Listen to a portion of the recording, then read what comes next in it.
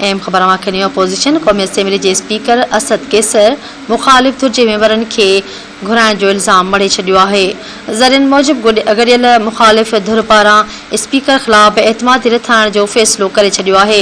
मुखालिफ धुर स्पीकर जे अणधुराइप ते बि सवाल उथारे छॾिया आहिनि।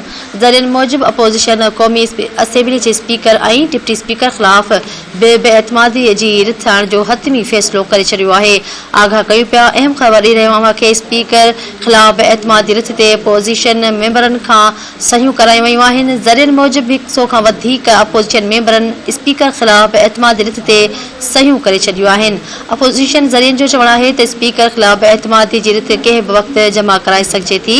अपोजिशन इल्ज़ाम मढ़ियो आहे त स्पीकर संदन मेंबरनि खे मुलाक़ातुनि लाइ घुराए रहियो आहे।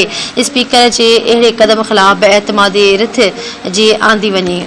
स्पीकर ख़िलाफ़ एतमादी जी रिथ जमा थी वई आहे। हू क़ौमी असेंबली जे इजलास जी बि सदारत न करे सघंदो।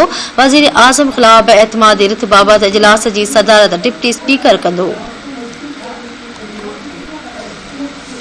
आगाह कयूं पिया। अपोजिशन क़ौमी असेंबली के स्पीकर असद कैसर मुखालिफ धुर के मेंबरन के घुराइण जो इल्ज़ाम मढ़ियो छॾियो आहे। ज़रियन मूजिब गॾियल मुखालिफ धुर पारां स्पीकर ख़िलाफ़ एतमादी रिथाइण जो फ़ैसिलो करे छॾियो। मुखालिफ धुर स्पीकर जे अणधुराइप ते बि सवाल उथारे छॾिया आहिनि। जॾहिं त अपोजिशन क़ौमी असेंबली के स्पीकर ऐं डिप्टी स्पीकर ख़िलाफ़ बेएतमादी जी रिथ जो हतमी फ़ैसिलो करे छॾियो आहे।